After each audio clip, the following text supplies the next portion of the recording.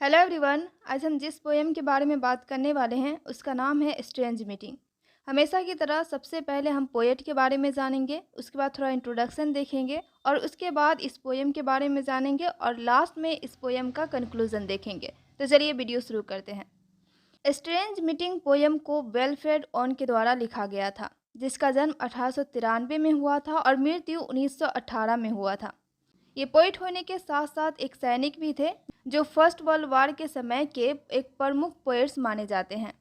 इस वर्क के अलावा the parable of the old man and the young, futility, anthem for doomed youth भी famous works है।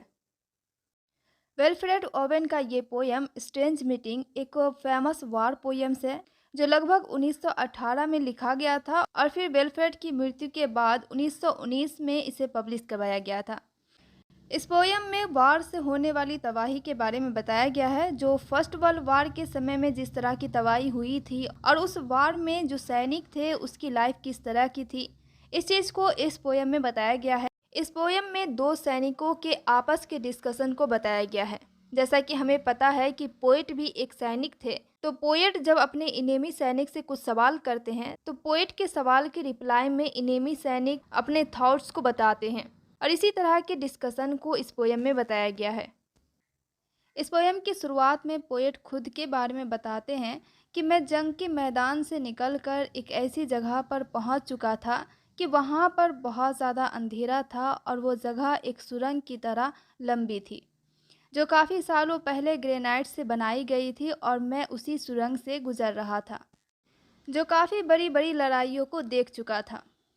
आगे राइटर बताते हैं कि जब मैं उस सुरंग से गुजर रहा था तो वहाँ पर बहुत सारे लोग जख्मी पड़े थे और इतने ज़्यादा दर्द में थे कि उनकी आवाज़ तक नहीं निकल रही थी। ऐसा लग रहा था जैसे कि वह सब गहरी नींद में हैं या फिर जिंदा ही नहीं है।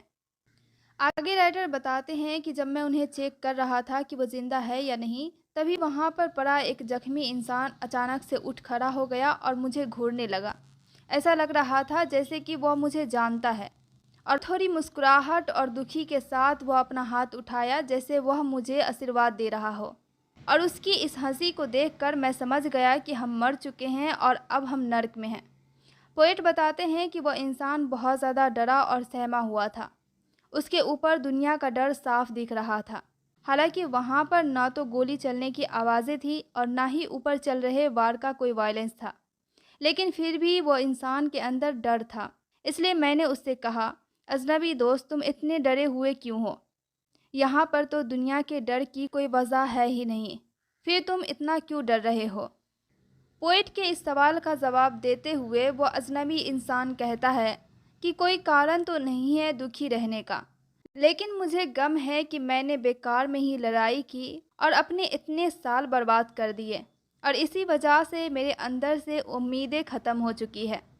वह अनजान इंसान पोएट से कहता है कि तुम्हारे और मेरे एक ही जैसे उम्मीद थे, इसलिए तुम मेरी बातों को समझ सकते हो। इससे आगे वो अनजान इंसान कहता है कि मैं तो दुनिया की सबसे खूबसूरत चीज़ों को ढूंढने चला गया था, जो ना ही किसी के आँखों में थी और ना ही किसी के बालों में। ऐसी खूबसूरती की तलाश मुझे थी जिस पर वक्त का भी कोई असर नहीं होता है। इससे आगे वो अनजान इंसान पोएट से कहता है कि तुम्हें ऐसा लग रहा है कि इस गुफा में बहुत उदासी है, लेकिन मैं जिस खूबसूरती की बात कर रहा हूँ उसकी उदासी के सामने इस गुफा की उदासी कुछ भी नहीं है। इससे आगे वो अनजान इंसान अपनी बातों को क्लियर करते हुए कहता है कि मैं सच्चाई जैसी खूबसूरती की बात कर रहा हूँ, जो यहाँ कोई बोलता ही नहीं है। कोई वार की सच्चाई को बताता ही नहीं है। कोई बताता ही नहीं है कि वार की वजह से कितनी ज़्यादा तबाही होती है और इस तबाही के बारे में किसी को पता ही नहीं है। इसलिए लोग इस तबाही को देखकर खुशियाँ मनाएंगे और ये भी हो सकता है कि इस तबाही से लोग खुश ना हो और गुस्से में आपस में ही लड़ना स्टार्ट कर दें और ऐसे ही लड़ते लड़ते मर जाए।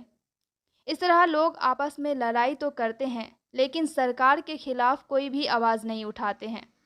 हालांकि ये लड़ाई उनकी ही वजह से होती है, लेकिन फिर भी ये लोग सरकार को कुछ नहीं बोलेंगे और आपस में ही लड़ाई करेंगे।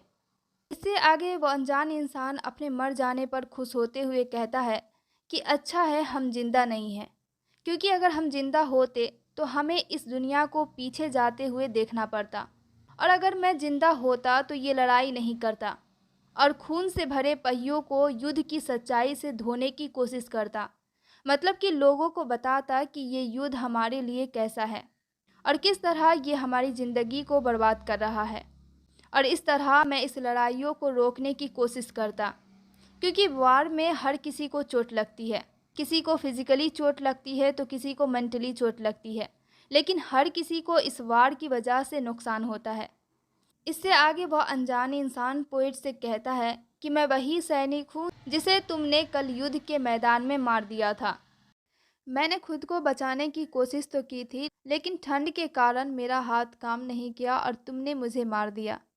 इस तरह वह सैनिक अपनी बातों को ख़त्म करता है और इस पोयम के लास्ट में वह सैनिक पोएट को सो जाने के लिए कहता है।